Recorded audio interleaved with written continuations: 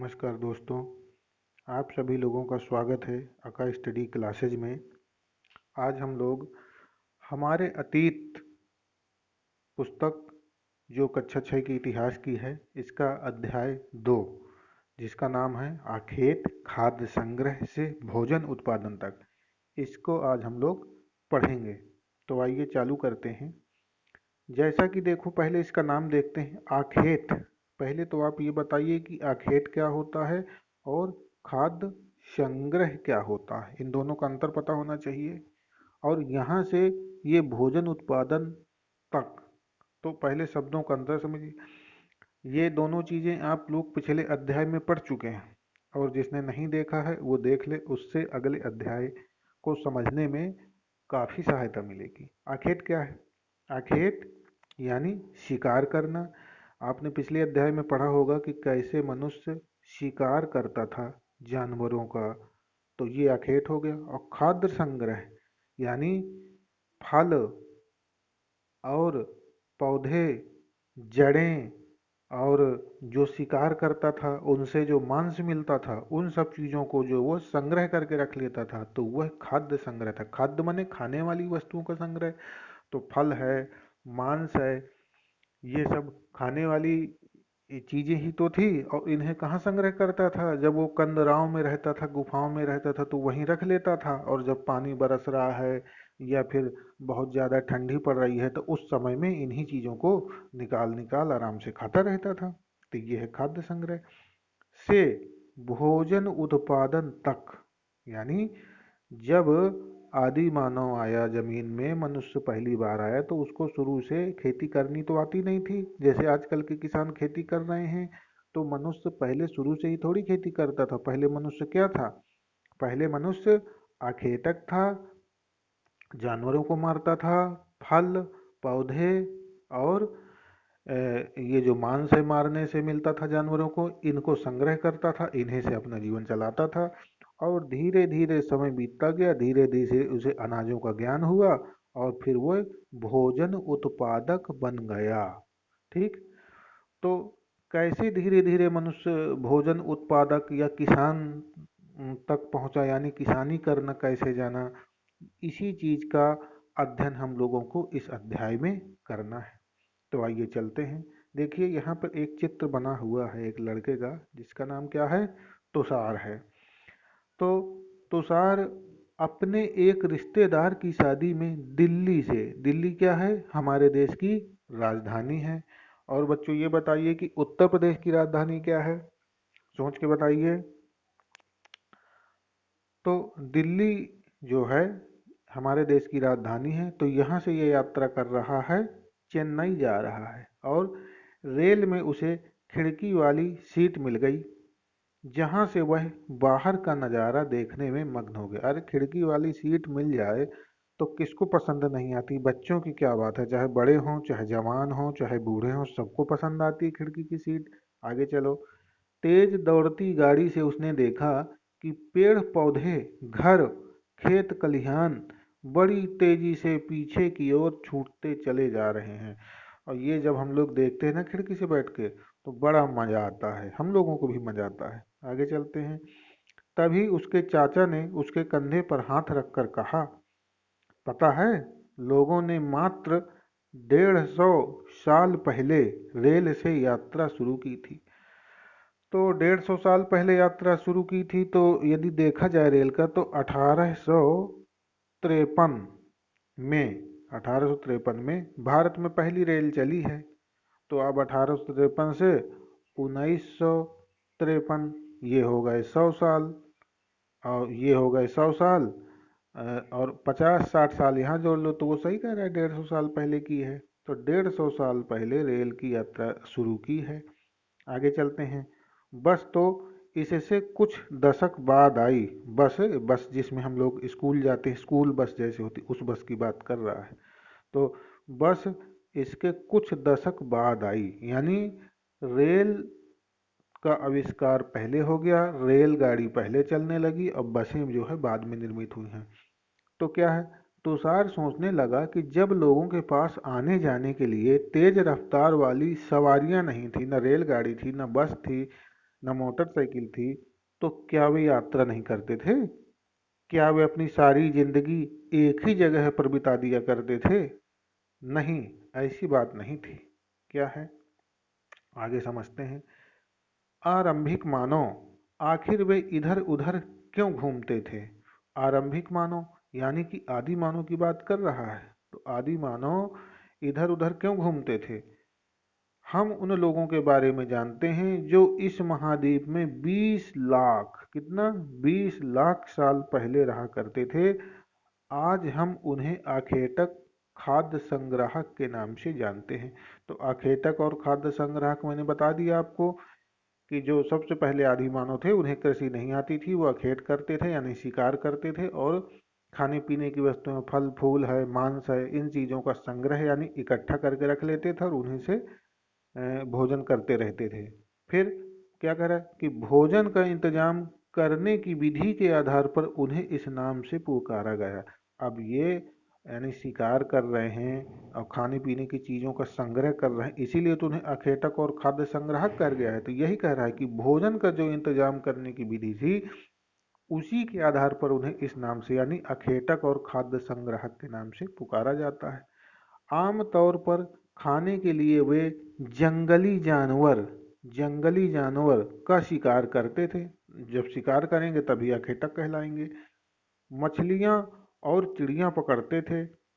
और क्या कर रहे हैं, फल मूल दाने, यानी फल मैंने बताया आपको, दाने, किसी चीज के दाने पा गए खाने के लिए तो इकट्ठा कर लिए।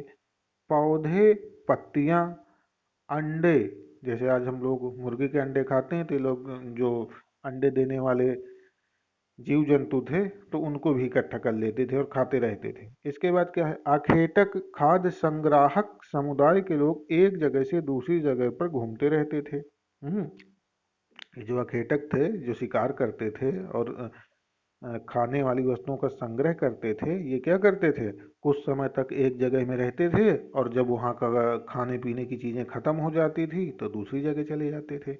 तो ऐसा करने के कई कारण थे, वही कारण है जो मैंने अभी आपको बताई। पहला कारण क्या है, अगर अगर वे एक ही जगह पर ज़्यादा दिन तक रहते तो आसपास के पौधे, फल और जानवरों को खाकर समाप्त कर देते थे। अरे भाई ये बताओ, अब देखो आदि मानव थे तो एक दो हों तो बहुत दिन चलेगा, लेकिन जब 100 का झुंड है, 200 का झुंड है, तो जहाँ पे 100-200 आदमी रहेगा, तो मान लो कोई फलों का बगीचा लगा है, तो यदि फलों के बगीचों में 100 लोगों को छोड़ दिया जाए तो कितने दिन में खत्म हो जाएगा? तो मान लो 5 दिन 10 दिन तो खत्म तो हो ही जाएगा। जानवर हैं, एक जने को भोजन लगना है तो एक खरगोश में भी हो जाएगा, लेकिन जब 100 लोग होंगे तो यदि रोज उन्हें कितने खरगोश चाहिए, या बकरी मार रहे हैं या भेड़ मार रहे हैं या फिर हिरन का शिकार करते थे, तो क्या एक या दो हिरन में 100 लोगों का पेट भर जाएगा? नहीं भरेगा ना। एक दिन में कम से कम 10 हिरन मारना है तो ज्यादा 10 दिन, 10 दम 100, 10 दिन में 100 हिरन खत्म, तो दूसरी जगह तो जाना ही पड़ेगा। तो क्या कह रहा है कि आसपास के पौधे, फल और जानवरों को खाकर समाप्त कर देते थे, इसलिए और भोजन की तलाश में इन्हें दूसरी जगह पर जाना पड़ता था। यानी एक जगह का आइटम खाने पीने का खत्म तो दूसरी जगह जगाओ जाओ। इसके बाद क्या कह रहा है, दूसरा कारण यह था कि जानवर अपने शिकार के लिए या फिर हिरण और मवेशी अपना चारा ढूंढने के लिए एक जगह से दूसरी जगह जाया करते थे। तो ये पहले नंबर का कारण था और ये दूसरे नंबर का कारण है। कि पहले नंबर का कारण क्या है कि जब वहाँ के पौधे, फल और जानवर समाप्त हो जाते थे तो जो हमारे अखेटक थे, जो आदि मानव थे, वो दूसरी जगह चले जाते थे भोजन की तलाश में। और दूसरा कारण ये है कि जो जानवर थे, जब जानवर जो वहाँ विचरण कर रहे थे, यदि उनका खाने पीने की चारा खत्म हो गए या उनकी आइटम खत्म हो गए तो वो चारागाह की तलाश में जानवर ही दूसरी जगह चले जाते थे। और जब जानवर दूसरी जगह चले गए चारे की तलाश में, तो जो आखेटक थे, जो आदि मानव थे, तब उनके खाने का शिकार करने का चीजें खत्म हो गई। तो जिस दिशा में जानवर चले गए वो भी उनके पीछे पीछे चले गए। भाई जहाँ जानवर है वहीं तो वो अखेट कर पाएंगे, चारे और फलों का थोड़ी अखेट करेंगे। ठीक है, आगे चलते हैं। तीसरा कारण यह है कि पौधों में फल फूल अलग अलग मौसम में आते हैं। हाँ, ये बात सही है, अलग अलग मौसम में आते हैं, इसलिए लोग उनकी तलाश में उपयुक्त मौसम के अनुसार अन्य इलाकों में घूमते होंगे। अब जैसे आम का बाग लगा है, अब आम तो गर्मी में होता है, तो गर्मी भर तो एक बगीचे में इन लोगों ने खूब आम पाया, खूब खाया। अब गर्मी का मौसम खत्म तो क्या बचेगा आम में? आम थोड़ी फरेंगे, तो पत्तियां पत्तियां बचेंगी। तब जो मौसम होगा, जिस फल के उत्पादन का समय आ गया तो वहां जाएंगे। अब मान लो कहीं अमरूद का बगीचा लगा है तो उनको वहां जाना पड़ेगा, क्योंकि आपको इतना तो पता ही है कि हर फल को पकने का और उत्पादन का अलग अलग मौसम होता है। तो जहाँ जिस चीज़ का उत्पादन हो रहा है वहीं जा रहे हैं। और कहीं कहीं हर प्रकार के फल पाए जाते हैं, और बगीचे भी होते हैं, तो बगीचों की जगह अलग अलग हो सकती है, तो इसलिए ये ऐसा करते थे। और क्या है चौथा कारण? क्या है चौथा कारण? है पानी के बिना किसी भी प्राणी या पेड़ पौधे का जीवित रहना संभव नहीं होता। पानी झीलों में, झरनों में और नदियों में ही मिलता है। तो यदि जहाँ पे रह रहे हैं, यदि वहाँ पे पानी वानी वगैरह खत्म हो गया तो फिर इनको जाना पड़ता था, तो किसी दूसरी नदी के किनारे, झरने के किनारे फिर पहुंच गए, तो पानी तो आवश्यक है ही है। तो एक ये भी कारण था। यद्यपि कई नदियों और झीलों का पानी कभी नहीं सूखता, कुछ झील और नदियों में पानी बारिश के बाद ही मिल पाता है। इसलिए ऐसी झीलों और नदियों के किनारे बसे लोगों को सूखे मौसम में पानी की तलाश में इधर उधर जाना पड़ता होगा। ठीक। तो कुल मिला के ये हम देख रहे हैं कि आरंभिक मानव आखिर इधर उधर क्यों घूमते थे। ठीक। तो इसका कंक्लूजन निकल रहा है कि पहला कारण ये है कि एक जगह में जब वो ज़्यादा दिन तक रहते थे और वहाँ के पौधे फल जानवर को खाकर समाप्त कर देते थे तो भोजन की तलाश में जाते थे। और दूसरा कारण है कि जब जानवर चारागाह की तलाश में जाते थे तो उनके पीछे पीछे वो भी जाते थे, इसलिए वो घूम रहे हैं। तीसरा कारण है कि जिस जगह में लग रहे हैं, रह रहे हैं, वहाँ पर क्या कहते हैं, वहाँ के पौधे या जो भी फल फूल लगे हैं, जब वो खत्म हो गए, सीजनी फल होते हैं, खत्म हो गए, तो नए भोजन की तलाश में, नए पेड़ पौधों बगीचों की तलाश में जा रहे हैं कि कहाँ पे मिल जाएगा। क्योंकि एक दो लोग हों तो काम चल जाए, झुंड के झुंड में रहते थे ये लोग, तो खाने पीने की चीजें भी जल्दी समाप्त हो जाती थी। चौथा कारण है पानी का अभाव। हर समय हर जगह हमेशा पानी नहीं रहता है, सूखा पड़ जाता है गर्मी में तो हर जगह का पानी खत्म हो जाता है। बरसात आई, पानी भर गया, यदि वहाँ का पानी खत्म हो गया है तो फिर किसी नदी किनारे पहुँच गए या किसी बड़े तालाब किनारे पहुँच गए, कहीं कहीं के तालाब सूख। तो चार प्रमुख कारण थे इनका यहाँ वहाँ जाकर घूमने का और बसने का। ठीक है, आगे चलते हैं। आरंभिक मानव के बारे में जानकारी कैसे मिलती है? पुरातत्वविदों को कुछ ऐसी वस्तुएं मिली हैं जिनका निर्माण और उपयोग आखेटक खाद्य संग्राहक किया करते थे। यह संभव है कि लोगों ने अपने काम के लिए पत्थर, लकड़ी और हड्डियों के औजार बनाए हों। इनमें से पत्थरों के औजार आज भी बचे हैं। पत्थरों के औजार क्यों बचे हैं? लकड़ियां हैं, पानी पा रही हैं, जमीन में दबी हैं, नमी पा रही हैं, तो खत्म हो जाएगी। हड्डी हैं, हड्डियों का भी एक समय होता है, गल जाती हैं, खत्म हो जाती हैं। लोहा, लोहे का उस समय इनको ज्ञान नहीं था, आदि मानव को लोहे का ज्ञान नहीं था। लोहे का ज्ञान तो 1000 ईस्वी पूर्व के आसपास हुआ है आदमी को। तो अब बचा क्या? पत्थर। पत्थर यदि तोड़ा ना जाए तो जाने कब तक दबा बना पड़ा रह सकता है, कोई दिक्कत नहीं होती।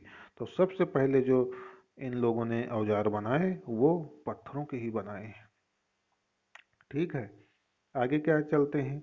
इनमें से कुछ औजारों का उपयोग फल फूल काटने, ठीक है, फल फूल काटने, हड्डियां और मांस काटने तथा पेड़ों की छाल और जानवरों की खाल उतारने के लिए किया जाता था। ठीक है, जैसे आज हम लोग के पास हंसिया हैं, फरुआ हैं, कुदाली हैं, ठीक है, इस तरह की बहुत सारी चीजें हैं। तो उस समय लोहे की ये सारी चीजें बनी हैं, लेकिन लोहा था नहीं, तो पत्थर के औजार बनाते थे और उन्हीं को इसी तरह का हंसिए जैसे का, फावड़े जैसे का और तलवार जैसे का, चाकू जैसे का, यानी धारदार करने के धारदार जैसा शेप उन पत्थरों को देते थे और उन्हीं से क्या करते थे, पेड़ों में चढ़ जाते थे जिनकी टहनियाँ मोटी थी फलों की, पेड़ों की, तो उन्हीं से इनको काटते थे।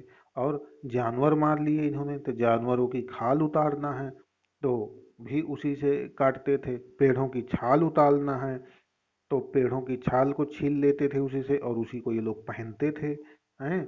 और इसके बाद क्या है, कुछ के साथ हड्डियों का लकड़ियों के मुट्ठे लगाकर भाले और बाण जैसे हथियार बनाए जाते थे।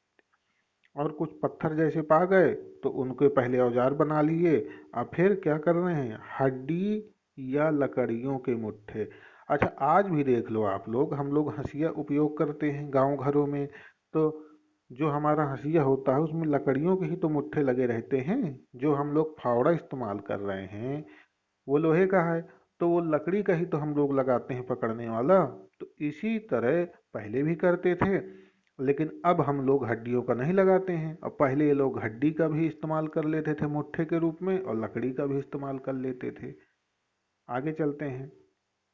कुछ औजार से लकड़ियां काटी जाती थीं। लकड़ियों का उपयोग ईंधन के साथ साथ झोपड़ियां और औजार बनाने के लिए भी किया जाता था। तो लकड़ियों का उपयोग ईंधन के रूप में आज भी हो रहा है और झोपड़ियां हम लोग आज भी लकड़ियों से ही बना रहे हैं। और बहुत से औजार हैं कि बगैर लकड़ी के बनते नहीं, आज भी हम फावड़े का इस्तेमाल करते हैं तो उसका मुट्ठा काय का होता है, लकड़ी का होता है। जो भी हम इस्तेमाल कर रहे हैं, हंसिया इस्तेमाल कर रहे हैं, तो उसका मुट्ठा क्या है, लकड़ी का है। तो इन सब चीज़ों में लकड़ियों का उपयोग होता था। आगे चलते हैं।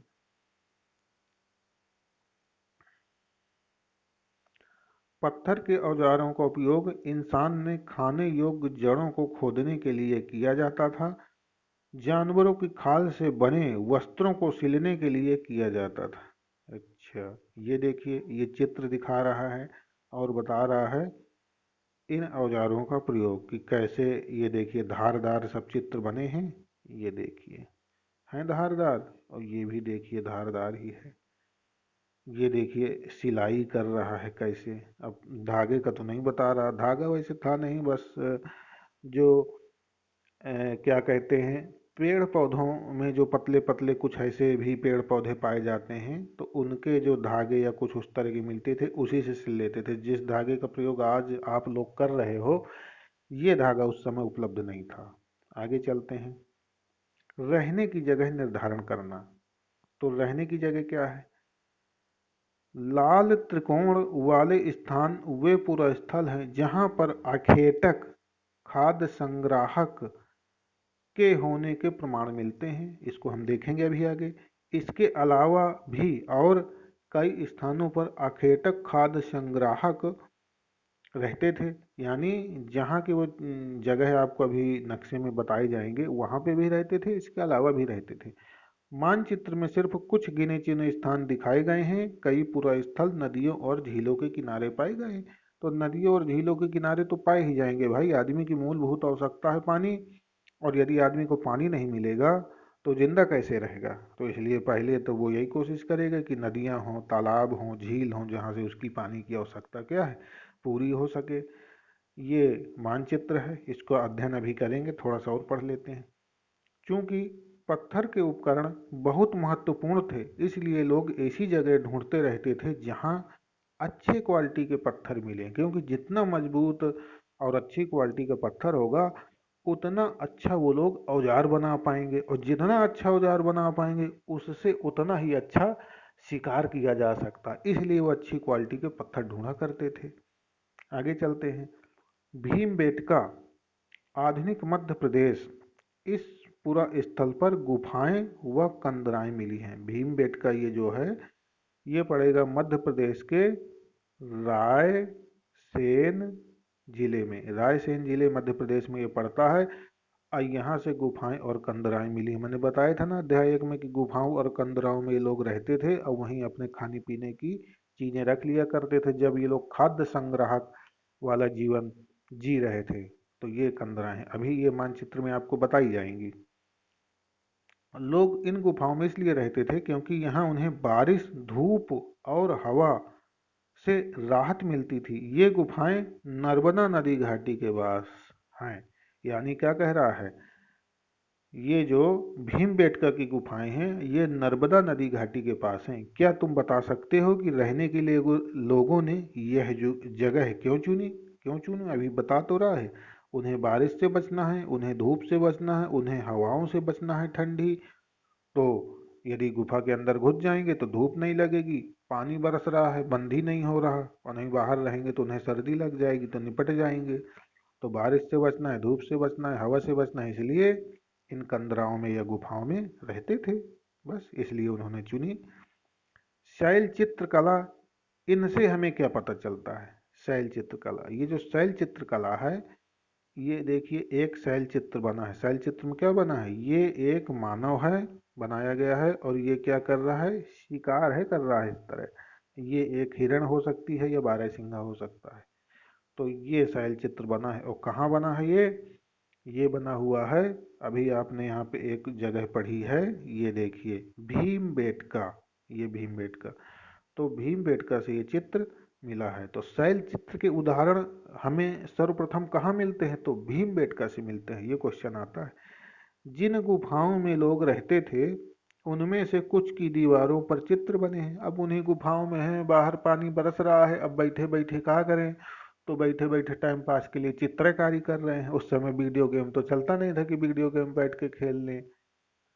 तो इनमें से कुछ सुंदर उदाहरण मध्य प्रदेश और दक्षिणी उत्तर प्रदेश की गुफाओं में मिले हैं। इनमें जंगली जानवरों का बड़ी कुशलता से सजीव चित्रण किया गया है। ठीक है, तो ये जो मैंने अभी भीमबेटका की गुफाएं बताई मध्य प्रदेश में, ये वही स्थान बता रहा है।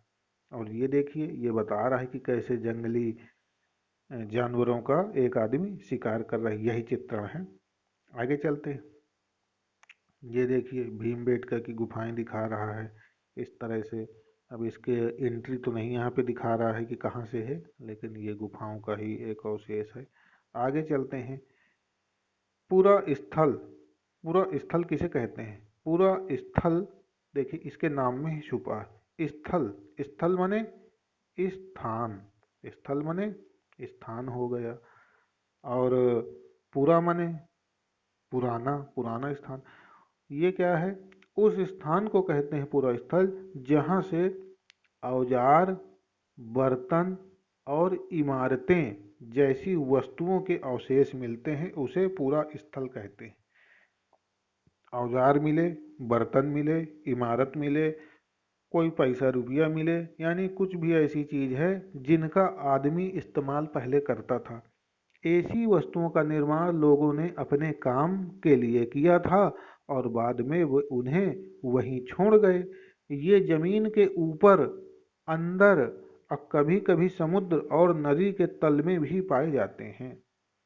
मान लो बाढ़ आ गई, मान लो भूकंप आ गया, तो भूकंप आ गया तो नीचे दब गए, बाढ़ आ गया तो आदमी मर गए, चीजें कुछ बह गई कुछ बची हैं।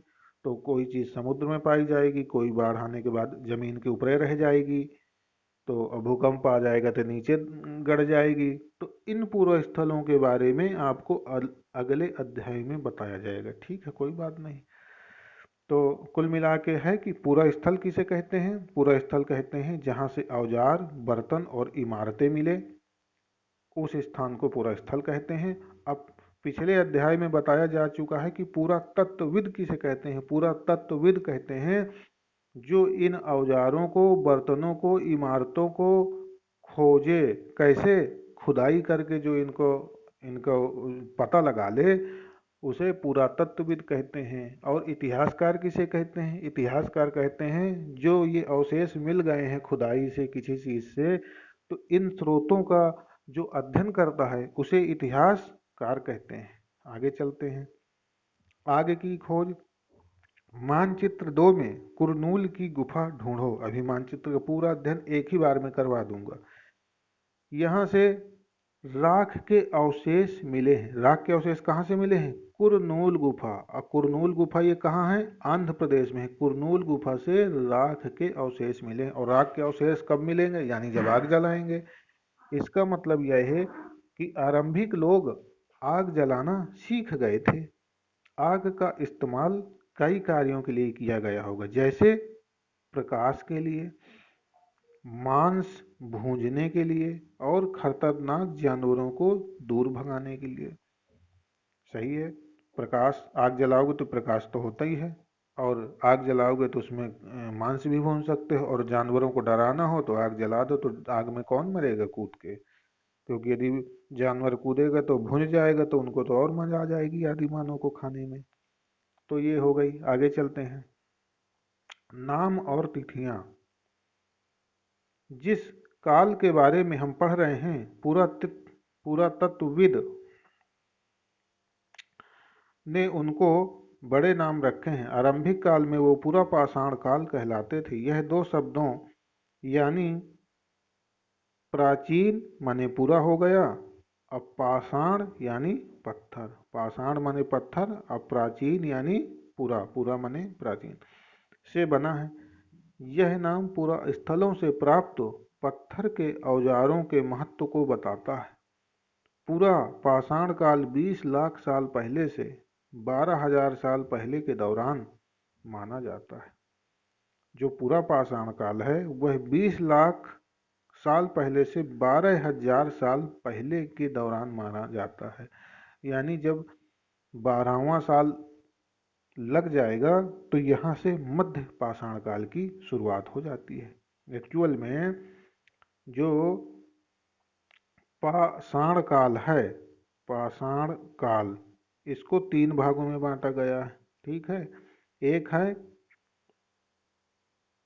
पूरा पाषाण, दूसरा है मध्य पाषाण, और एक है नव पाषाण।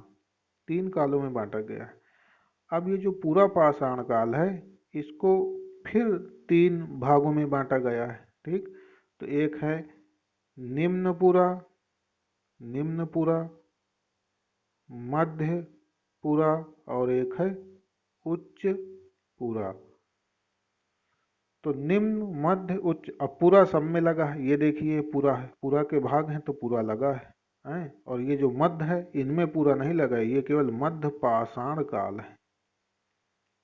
और ये नव पाषाण काल है, इनमें पूरा नहीं लगा। पूरा माने प्राचीन।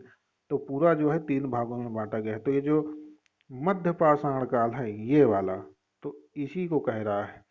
ये 12,000 जब आ जाता है तो 12,000 से ही ये वाला एज चालू हो जाता है, मध्य पाषाण काल वाला। इसके बाद क्या है? इस काल को भी 3 भागों में बांटा गया है, आरंभिक, मध्य और उत्तर पूर्व पाषाण। वही जो मैंने अभी आपको समझाया वही चीज है ये। मानव इतिहास की लगभग 99% कहानी इसी काल के दौरान घटित हुई है। किस काल के दौरान? पूरा पाषाण के काल, इसी में सबसे ज्यादा विकास हुआ है। इसके बाद जिस काल में हमें पर्यावरणीय बदलाव मिलते हैं उसे मेसोलिथ यानी मध्य पाषाण युग कहते हैं।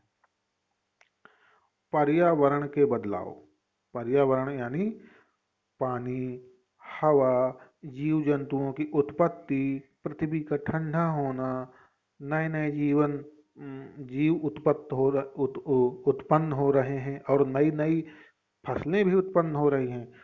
तो जब पर्यावरण बदलेगा तभी तो हर चीज में बदलाव आएगा। और ये मध्य पाषाण काल है उसे मेसोलिथ यानी मध्य पाषाण युग कहते हैं। माँ से मेसो, अम्मा से मध्य पाषाण, तो मेसोलिथ या मध्य पाषाण युग कहते हैं। इसका समय लगभग 12,000 साल पहले से लेकर 10,000 साल पहले तक का माना गया है, यानी 12 से 10। इसका समय बहुत कम है। ये संक्रमण काल है। ये क्या कर रहा है? ये पूरा पाषाण काल को और नव पाषाण काल के बीच का काल है, ये इन दोनों को क्या कर रहा है? अलग कर रहा है या जोड़ रहा है, जो भी आप समझें। इस काल के पाषाण औजार आमतौर पर बहुत छोटे होते थे। ठीक है। तो जब इसके औजार बहुत छोटे होते थे मध्य पाषाण के, तो इसको मेसोलिथिक या माइक्रोलिथ का युग भी कहते हैं। माइक्रो माने क्या होता है, छोटा, तो माइक्रो माने छोटा। तो क्या कह रहा है, औजार कैसे थे इस समय के, बहुत छोटे थे। तो बहुत छोटे थे तो माइक्रोलिथ युग कहते हैं अंग्रेजी में, और हिंदी में लघु पाषाण युग भी कहा जाता है। ठीक है। इन औजारों में हड्डियां या लकड़ियों के मुट्ठे लगे हंसिया और आरी जैसे औजार मिलते हैं। तो आजकल हम लोग लकड़ियों का उपयोग तो अभी भी मुट्ठों में कर रहे हैं, हाँ, हड्डियों का हमने क्या कर दिया है, बंद कर दिया है। आगे चलते हैं। साथ साथ पूरा पाषाण युग वाले औजार भी इस दौरान बनाए गए। तो मध्य पाषाण वालों ने जो अपने पहले का युग था पूरा पाषाण काल, उसके औजारों का ऐसा नहीं किया कि अब हम नए नए बनाने लगे हैं तो उन औजारों को बंद कर, उनका भी उपयोग करते थे, और जो नए नए औजार अच्छे अच्छे बना लिए उनका भी उपयोग कर रहे हैं। तो दोनों का उपयोग करते जा रहे हैं। जैसे अभी समझ लो हम लोग अब एंड्रॉयड मोबाइल चलाने लगे हैं, तो इसका मतलब ये थोड़ी कि नोकिया जैसे वो कीपैड वाले फ़ोन सब ने बंद कर दिए। अभी भी लोग उनको, कुछ लोग चला रहे हैं जिनको वो पसंद है, तो उनका भी अभी हम इस्तेमाल कर रहे हैं और एंड्रॉयड भी इस्तेमाल कर रहे हैं। तो इसी तरह वो लोग भी चलाते रहे, नए नए औजार भी बना लिए, वो भी यूज कर रहे हैं, और जो पुराने थे उनके पहले वाले वो भी यूज कर रहे हैं। आगे चलते हैं। अगले युग की शुरुआत लगभग 10,000 साल पहले से होती है, और इसे क्या कह रहे हैं, इसे नवपाषाण युग कहा जा रहा है। नवपाषाण का क्या मतलब होता है, हमने कुछ स्थानों के नाम दिए हैं, अगले अध्यायों में तुम्हें ऐसे अनेक नाम मिलेंगे। अक्सर हम पुराने स्थानों के लिए उन नामों का प्रयोग करते हैं जो आज प्रचलित हैं, क्योंकि हमें ज्ञात नहीं कि उस काल में इनके क्या नाम थे। आइए उस का भी अध्ययन कर लेते हैं जो हमारा पहले एक मैप छूट गया है। इसका अध्ययन करना जरूरी है, अब कर लिया जाए। देखिए यहाँ पे दिया हुआ है संकेत, पूरा पाषाणिक, पूरा स्थल, पूरा पाषाणिक, फिर नवपाषाणिक, फिर महापाषाणिक, फिर आरंभिक गांव, फिर आधुनिक नगर। ठीक। तो पूरा पाषाणिक क्या है और नवपाषाणिक क्या है, तीन आपको काल बताए थे, पूरा पाषाण, मध्य पाषाण और नव पाषाण। तो पूरा पाषाण सबसे पुराना है, और जो पूरा पाषाणिक स्थल है ये देखिए, ये लाल लाल त्रिकोण से बताए गए हैं। अब इसको हमें ढूंढना है चित्र में कहाँ कहाँ है। तो देखिए हम लोग देख रहे हैं, तो इसमें ये देखिए ये लाल त्रिकोण बना है, ये एक ये है, एक ये बना है लाल त्रिकोण होसंगी, और एक ये बना है कुरनूल की गुफाएं।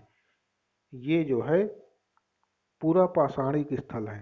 अब पूरा पाषाण काल में कौन सा समय है, जब आदि मानव रहते थे, केवल फल फूल खाते थे और जानवरों को मार देते थे, और खाद्य संग्रह वाला युग था। क्या करते थे, उन सबको ले जाते थे कहाँ, अपने फल फूल और मांस वांस उनका निकाल करके जानवरों का कहाँ रख लेते थे, गुफा में रख लेते थे और खाते रहते थे। अभी आपने पढ़ा है भीमबेटका क्या है, गुफा है। यहाँ से क्या मिला है, शैल चित्र मिले हैं भीमबेटका से। और क्या है, ये कहाँ स्थित है भीमबेटका, ये मध्य प्रदेश में है। और कौन सा जिला है, रायसेन जिला। तो रायसेन के मध्य प्रदेश में स्थित है। और ये एक है होसंगी, एक होसंगी है, ये भी क्या है, भीमबेटका क्या है, भीमबेटका क्या है, जैसे भीमबेटका एक गुफा है, उसी प्रकार होसंगी भी एक गुफा है। और ये कुरनूल गुफाएं, इसमें तो लिखा ही है गुफाएं, तो कुरनूल भी एक गुफा है। और जो पूरा पाषाण काल का मानव था वो गुफाओं में ही रहता था। तो ये तीनों क्या है, ये गुफा, ये गुफा, ये गुफा। अब कुरनूल कहाँ पड़ता है, कुरनूल पड़ता है आंध्र प्रदेश में। आगे चलते हैं। अब क्या कह रहा है, नवपाषाणिक पुरा स्थल। तो देखो नवपाषाणिक पुरा स्थल को नीले नीले इससे दर्शाया है इसने। आओ इसको भी देखते हैं। तो एक तो हमको यहाँ पे मिल गया पय्यमपल्ली, ये नवपाषाणिक है। एक हल्लूर, ये नवपाषाणिक है। ये पय्यमपल्ली कहाँ पड़ेगा, आंध्र प्रदेश में पड़ेगा। आगे चलते हैं और कहाँ पे है। और देखिए काफ़ी स्थल मिल गए हैं नवपाषाणिक। और ये है एक स्थल दावजली हैडिंग। दावजली हैडिंग कहाँ मिलेगा? ये मिलेगा आपको असम में। दावजली हैडिंग असम में। चिरांद कहाँ मिलेगा? चिरांद ये है बिहार में। चिरांद है बिहार में। और कोल्डी हवा और महागढ़ा ये दोनों पड़ेंगे आपके उत्तर प्रदेश में। तो ये उत्तर प्रदेश के स्थल हैं। इधर देखिए मेहरगढ़। तो देखिए ये तो भारत की सीमा ऐसे ऐसे बना रहा है। अब ये कहाँ है मेहरगढ़? बगल में क्या है? पाकिस्तान। तो मेहरगढ़ कहाँ है? पाकिस्तान में। ये पाकिस्तान में है। और देखिए एक स्थान ये है बुर्ज होम। तो ये बुर्ज होम कहाँ आ रहा है? ये तो भारत की सीमा में है ना। और सबसे ऊपर बुर्ज होम, भारत के सबसे ऊपरी सीमा में क्या है? J&K। तो जम्मू कश्मीर पड़ता है। तो बुर्ज होम कहाँ है? जम्मू कश्मीर में। और ये क्वेश्चन सीधे सीधे भी पूछ लेता है कि फला स्थान जो है किस जगह पे पड़ता है। तो मेहरगढ़ पाकिस्तान में है, बुर्ज होम जम्मू कश्मीर में है। तो दाऊजली हेडिंग असम में है। चिरांद जहाँ से हड्डी के अवशेष मिले हैं, हड्डी के उपकरण मिले हैं, ये कहाँ है? बिहार में है। तो ये चीज हो गई। आगे चलते हैं। ये कह रहा है महापाषाणिक पुरा स्थल। महापाषाणिक पुरा स्थल को हरे से दर्शाया गया है। तो दो तो ये दिख रहे हैं, एक आदि चन्नलूर और एक ब्रह्मागिरी। तो आदि चन्नलूर कहाँ है? ये है तमिलनाडु में। सबसे नीचे यहाँ तमिलनाडु ही पड़ता है, तो ये तमिलनाडु में है। और ब्रह्मागिरी कर्नाटक में पड़ता है। तो ये दो स्थान है। और क्या कहीं स्थित है कोई? और कोई स्थान नहीं। तो दो ही स्थान हमको मिले हैं। कौन से? महापाषाणिक। महापाषाणिक होते क्या है ये भी तो जानना चाहिए। पूरा पाषाण काल तो आप जान गए हैं, नव पाषाण भी जान गए हैं और आगे अभी जानेंगे। महापाषाणिक क्या है? महापाषाणिक वो स्थल है जहाँ पर बड़े बड़े गड्ढे कर करके और जो आदमी मर जाते थे उनको वहां पर गाड़ दिया जाता था या दफना दिया जाता था, और उसके ऊपर से बड़े बड़े पत्थर रख दिए जाते थे। तो उसको महापाषाणिक, महा माने बड़ा और पाषाण माने पत्थर। तो महापाषाण बड़े बड़े पत्थर रख दिए जाते थे, उनको कह रहे हैं महापाषाणिक पूर्व स्थल। तो दो महापाषाणिक पूर्व स्थल हैं, एक ब्रह्मागिरी है और एक आदि चन्नलूर है। इसके बाद है आरंभिक गांव। आरंभिक गांव का चिन्ह ये दिया गया है, इसको भी देखते हैं। तो आरंभिक गांव एक तो दिख रहा है, और कहाँ है? आरंभिक गांव एक ही दिया है और वो है इनाम गांव। इनाम गांव, इसको ताम्र पाषाणिक संस्कृत में भी आता है। तो इसके नाम से ही याद रखना, इसमें नाम ही लगा है गांव। इनाम गांव, ऐसा गांव जिसे इनाम दिया गया, तो इनाम गांव। ये क्या है? आरंभिक गांव है। आपके सिलेबस में इतना ही दिए गए। इसके बाद आता है आधुनिक नगर। आधुनिक नगर को दर्शाया गया है इससे। तो देखिए यहाँ पे दो आधुनिक नगर दिए गए हैं। एक दिया गया है मुंबई और एक दिया गया है कलकत्ता। कलकत्ता को भी अंग्रेजों ने बसाया है और मुंबई को भी अंग्रेजों ने बसाया है। और अब अंग्रेज भारत आए कब हैं? अंग्रेज भारत आए हैं 1600 में। 1608 में जहांगीर के दरबार में आए हैं। तो जब आएंगे इसके बाद ही बसाएंगे। तो ये आधुनिक नगर है। आगे चलते हैं।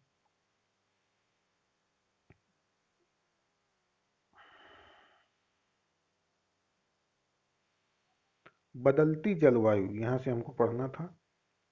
लगभग 1200 साल पहले दुनिया की जलवायु में बड़े बदलाव आए और गर्मी बढ़ने लगी। अब देखो 1200 साल पहले, 1200 साल नहीं, सॉरी, 12,000, 12,000 साल पहले दुनिया की जलवायु में बड़े बदलाव आए। और ये वही समय देखो दे रहा है, मध्य पाषाण काल का समय दे रहा है। और जलवायु में बदलाव कब हुए हैं? मध्य पाषाण काल में हुआ है। यही तो हम पहले पढ़ चुके हैं। आए और गर्मी बढ़ने लगी। इसके परिणाम स्वरूप कई क्षेत्रों में घास वाले मैदान बनने लगे और इससे हिरण, बारहसिंघा, भेड़, बकरी और गाय जैसे उन जानवरों की संख्या बढ़ गई जो घास खाकर जिंदा रह सकते थे। हाँ, ये सब लोग घास ही खाते हैं, मांस तो नहीं खाते। सही है। आगे चलते हैं। जो लोग इन जानवरों का शिकार करते थे वो भी इनके पीछे पीछे आए और इनके खाने पीने की आदतों और प्रजनन के समय की जानकारी हासिल करने लगे। हो सकता है कि तब लोग इन जानवरों को पकड़कर अपनी जरूरतों के अनुसार पालने की बात सोचने लगे हों। साथ ही इस काल में मछली भी भोजन का महत्वपूर्ण स्रोत बन गई। आगे चलते हैं। अब आती है मेन चीज, खेती और पशुपालन की शुरुआत। शुरू में मानव कैसा था? खाद्य संग्राहक था, अखेटक था। और चैप्टर का नाम भी यही है कि अखेटक और खाद्य संग्राहक से क्या हुआ, खेती तक हम लोग कैसे पहुंचे, किसानी तक कैसे पहुंचे। अब ये देखिए वही शुरुआत बता रहा है। इस दौरान उपमहाद्वीप के भिन्न भिन्न इलाकों में, यानी भारत हमारा क्या है, एक उपमहाद्वीप है, तो इसके भिन्न भिन्न इलाकों में क्या हुआ, गेहूं, जौ और धान। गेहूं जानते हो, जिससे आटा बनता है। जौ, जौ का उपयोग अब तो केवल खाने पीने में बहुत कम लोग करते हैं, पूजा वूजा में ही केवल जौ का उपयोग रह गया है। और धान, धान जिससे चावल मिलता है जो हम लोग खाते हैं। तो गेहूं और धान से तो आप लोग अच्छी तरह से पढ़ते हैं, और जौ का उपयोग अब आजकल आदमी खाने में नहीं कर रहा है, अब पूजा तक सीमित रह गया है। तो गेहूं, जौ और धान, तीन अनाज जो थे वो प्राकृतिक रूप से उगने लगे थे। कब? ये मध्य पाषाण काल की बात हो रही है। शायद महिलाओं, पुरुषों और बच्चों ने इन अनाजों को भोजन के लिए बटोरना शुरू कर दिया होगा। तो ये पैदा होते थे जंगलों में या कहीं भी मान लो, तो लोगों ने इनको पहले बटोरा होगा, इनके दानों को, और कभी बना के कुछ खाया होगा, अच्छा लगा होगा, तो फिर इसकी खेती करने लगे धीरे धीरे, यही हुआ होगा।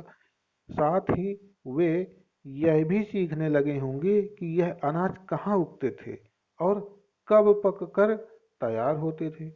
क्योंकि जो आप धान बो रहे हो और गेहूं बो रहे हो, इनका एक सीजन होता है ना उगने का। हर हमेशा थोड़ी कि कभी भी बीज डाल दो तो ये पैदा हो जाएंगे, उगने लगेंगे।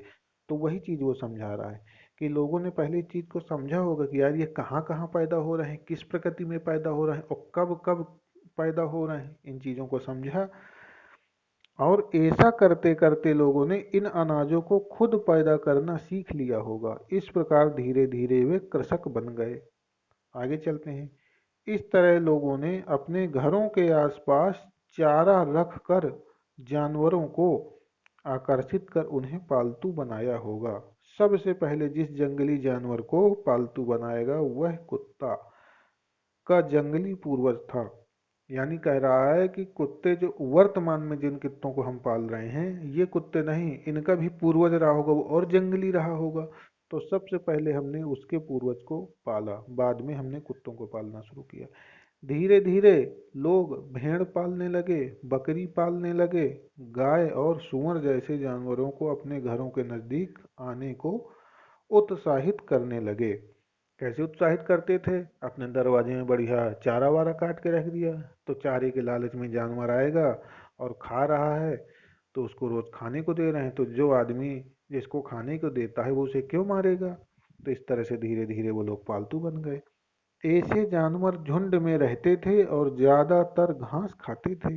अक्सर लोग अन्य जंगली जानवरों के आक्रमण से इनकी सुरक्षा किया करते थे। और ये जब इनके यहाँ जो चारा खाने आते थे ये जानवर, तो इन जानवरों के ऊपर यदि कोई दूसरा जंगली जानवर आक्रमण कर दे, मान लो शेर आक्रमण कर दे, बारहसिंघा या कोई आक्रमण कर दे, तो उनकी ये लोग सुरक्षा करते थे।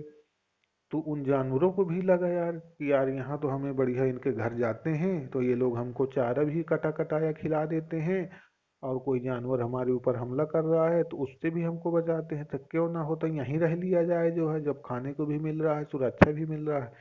तो वो भी धीरे धीरे इन्हीं के यहाँ ठहर गए। और जब ठहर गए उनके बच्चे आए, जानवरों के यानी बच्चे जब पैदा हुए, उन्होंने भी वही देखा कि ठीक है, तो वो फिर सिस्टम बन गया एकदम पालतू वाला। आगे चलते हैं। क्या तुम बता सकती हो कि सबसे पहले कुत्तों को ही पालतू क्यों बनाया गया था? देखते हैं क्या है। घरेलूकरण की प्रक्रिया। घरेलूकरण की प्रक्रिया क्या है? घरेलूकरण क्या है? लोगों द्वारा पौधे उगाने और जानवरों की देखभाल करने को घरेलूकरण की प्रक्रिया कहा जाता है। यानी लोगों द्वारा पौधे उगाने और जानवरों की देखभाल करने को घरेलूकरण की प्रक्रिया कहा जाता है। जब आदमी पौधे उगाएगा तो उसे उनकी सुरक्षा भी करनी पड़ेगी, और जब उसको उसकी सुरक्षा करनी है तो उसे एक जगह स्थायी होकर रहना पड़ेगा, और जब स्थायी होकर रहना है तो घर बनाना पड़ेगा। जानवरों की देखभाल करना है, उनको बांधना है, तो आपको एक जगह रहना पड़ेगा, और जब एक जगह रहोगे तो घर बनाना पड़ेगा। इसलिए पौधे उगा के और जानवरों की देखभाल करके दोनों काम आप एक जगह से स्थायी होकर जब आप रहेंगे और घर बना के रहेंगे तभी आप ये दोनों काम कर सकते हैं। इसलिए पौधे उगाने और जानवरों की देखभाल करने को ही घरेलूकरण की प्रक्रिया कहा गया है। अपनाए गए ये पौधे तथा जानवर अक्सर जंगली पौधों तथा जानवरों से भिन्न होते थे। यानी जिन पौधों को हम उगा रहे हैं वो जंगली पौधों से भिन्न है, और जिन जानवरों की हम देखभाल कर रहे हैं वो जंगली जानवरों से भिन्न है। यानी हम अपने पास ऐसे जानवर रखेंगे ना कि जो हमको मारे ना। अब शेर थोड़ी रख लेंगे कि हमारा बच्चा कल को बाहर खेल रहा है तो वो शेर खा ले उसे, उसको लगी भूख। मांसाहारी जानवर होता है वो तो निपटा देगा, वो संकोच नहीं करेगा। तो ऐसे जानवर थोड़ी पालेंगे, वो जानवर पालेंगे जो मांसाहारी ना हो, जो केवल घास खाए। और पौधे वो इस्तेमाल करेंगे जो हमारे खाने योग्य हों। तभी तो गेहूं का इस्तेमाल कर रहे हैं, तभी तो चावल या जिसको धान बोलते हैं उनका इस्तेमाल कर रहे हैं। ऐसे पौधों को क्यों हम लोग बोएंगे जिनसे हमें हमारा पेट नहीं भरना है? तो इसकी वजह यह है कि इस प्रक्रिया के तहत अपनाए गए पौधे या जानवरों का लोग चयन करते हैं। उदाहरण के तौर पर लोग उन्हीं पौधों तथा जानवरों का चयन करते हैं जिनके बीमार होने की संभावना कम हो। यही नहीं, लोग उन्हीं पौधों को चुनते हैं जिनमें बड़े दाने वाले अनाज पैदा होते हैं, साथ ही जिनकी मजबूत डंठलें अनाज के पके दानों के भार को संभाल सके। ऐसे पौधों के बीज को संभाल कर रखा जाता है ताकि फिर से उगाने के लिए उनके गुण सुरक्षित रह सकें। उन्हीं जानवरों को आगे प्रजनन के लिए चुना जाता है जो आमतौर पर अहिंसक होते हैं। इसलिए हम देखते हैं कि पाले गए जानवर तथा कृषि के लिए अपनाए गए पौधे जंगली जानवर तथा पौधों से धीरे धीरे भिन्न होते गए। ठीक है। मिसाल के तौर पर जंगली जानवरों की तुलना में पालतू जानवरों के दांत और सींग छोटे होते हैं। क्यों?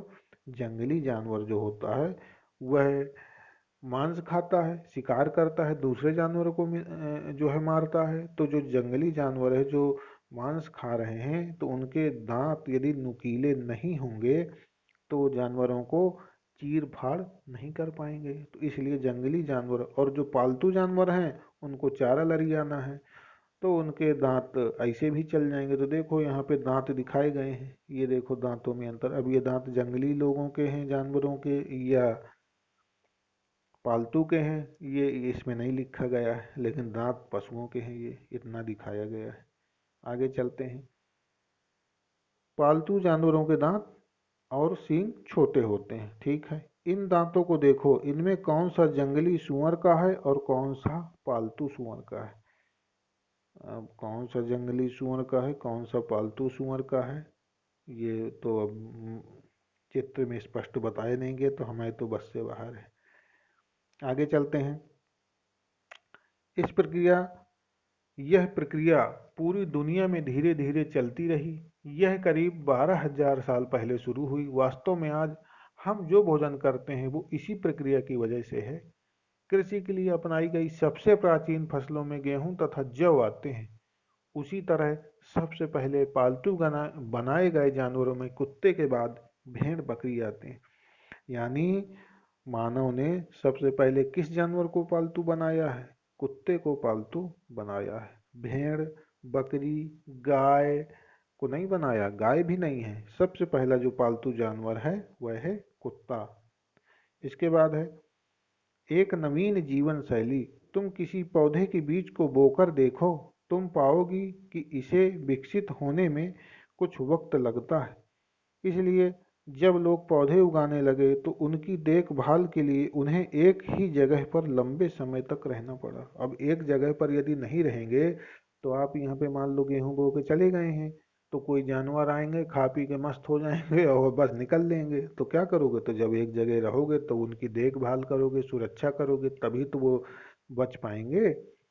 तो बीज बोने से लेकर फसलों के पकने तक, पौधों की सिंचाई करने, खरपतवार हटाने। जब आप बोते हो, गेहूं बोते हो तो खरपतवार, अगल बगल चारा जो पैदा होता है उसको हटाना पड़ता है।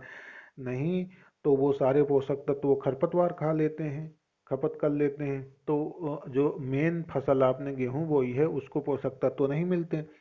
तो जब आप एक जगह रहेंगे तभी आप उसकी खरपतवार हटा सकते हैं, और उनको समय समय पे पानी देना है तो सिंचाई कर सकते हैं। ठीक है। और जानवर आ रहे हैं तो उनको आप भगाएंगे जब रहेंगे, चिड़िया खा जाती हैं तो उनको आपको उड़ाना है। तो जब तक आप स्थायी नहीं रहेंगे तब तक आप ये काम नहीं कर सकते हैं।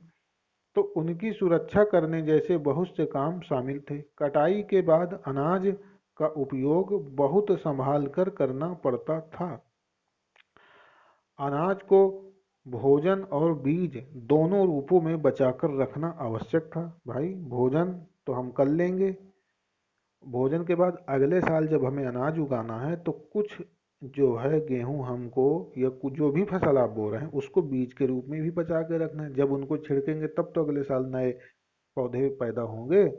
तो दोनों ही रूपों में बचाकर रखना आवश्यक था, इसलिए लोगों को इसके भंडारण की बात सोचनी पड़ी। बहुत से इलाकों में लोगों ने मिट्टी के बड़े बड़े बर्तन बनाए और टोकरियां बुनी हुई, या फिर जमीन में गड्ढा खोदा तो मिट्टी के बर्तन बनाते थे। उन्हें कहते थे गांव में कोठली।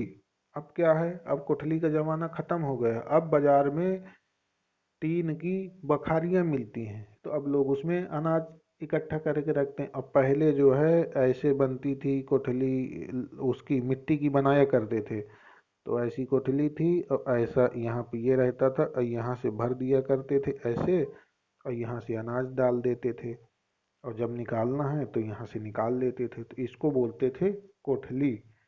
और बहुत से लोग जो पुराने लोग होंगे वो जानते होंगे, और जो लोग गांव से जुड़े हैं अब वो लोग भी जान जाएंगे, और जिन लोगों ने नहीं देखा है तो अपने मम्मी पापा से पूछें तो वो आपको जरूर बताएंगे। आगे चलते हैं। क्या तुम्हें लगता है कि शिकारी या भोजन संग्रह करने वाले बर्तन बनाते और उनका प्रयोग करते होंगे? इसका उत्तर आप दीजिए। आगे चलते हैं। जानवर चलते फिरते खाद्य भंडार।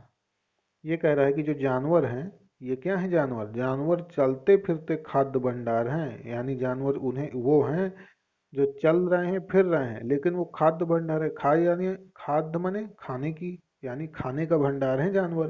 कैसे हैं इसको सिद्ध करते हैं। जानवर बच्चे देते हैं, हाँ बच्चे देते हैं, जिनसे उनकी संख्या बढ़ती है। हाँ बच्चे देंगे तो जानवरों की संख्या और बढ़ जाएगी। अगर जानवरों की देखभाल की जाए तो उनकी संख्या तो बढ़ती है, साथ ही उनसे दूध और प्राप्त हो सकता है, जो भोजन का एक अच्छा स्रोत है। हाँ बिल्कुल अच्छा स्रोत है। यही नहीं, जानवरों से हमें मांस भी मिलता है। तो दूसरे शब्दों में पशुपालन भोजन के भंडारण का एक तरीका है। अब देखो कैसे खाद्य भंडारक है। जानवर आपने पाले तो जानवर से आपको दो चीजें मिल रही हैं। क्या क्या चीजें मिल रही हैं? एक तो आपको मिल रहा है दूध, और एक जानवरों का मांस। तो आप कहीं भी जाओ, कहीं भी फिरो, जहां आप जानवर को लेके जाओगे, दूध निकाल लीजिए, तो वहां से खाद्य माने खाने की चीज मिल गई। और जब वो बूढ़ा हो जाए या फिर कभी कुछ खाना घटे, या आदि मानो तो यही करते थे, तो आप उनको मार के भी खा सकते हो। तो आपने उनका मांस भी खा लिया तो वो भी खाद्य संग्राहक हो गया, दूध भी ले रहा। तो एक चीज से आप डबल डबल फायदा उठा रहे हैं।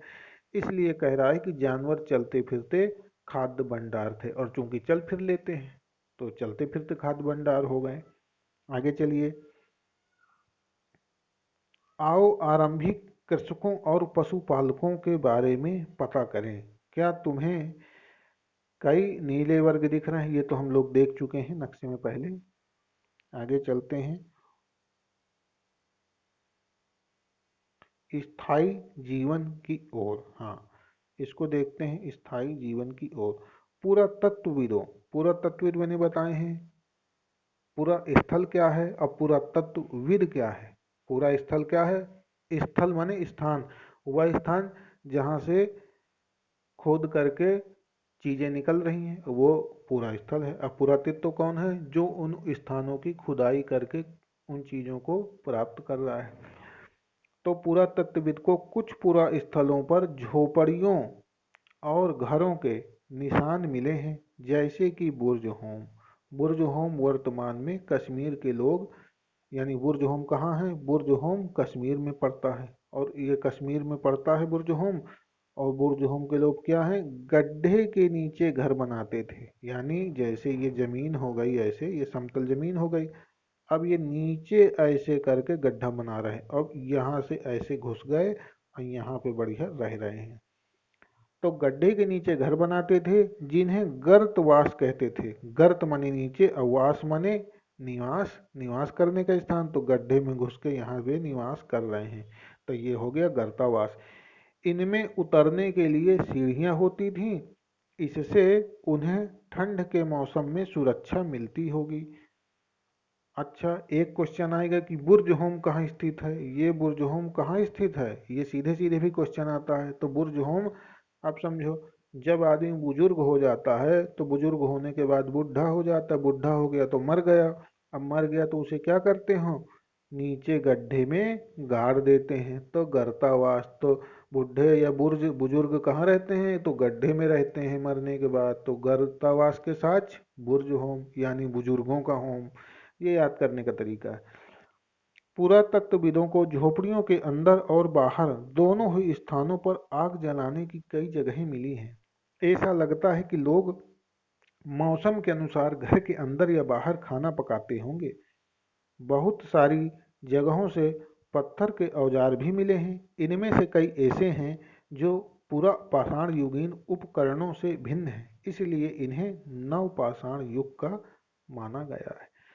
जो काल विभाजन हुआ है ना, पुरा पाषाण, मध्य पाषाण और नवपाषाण, ये जो औजार पाए गए हैं उन्हीं के आधार पे हुआ है।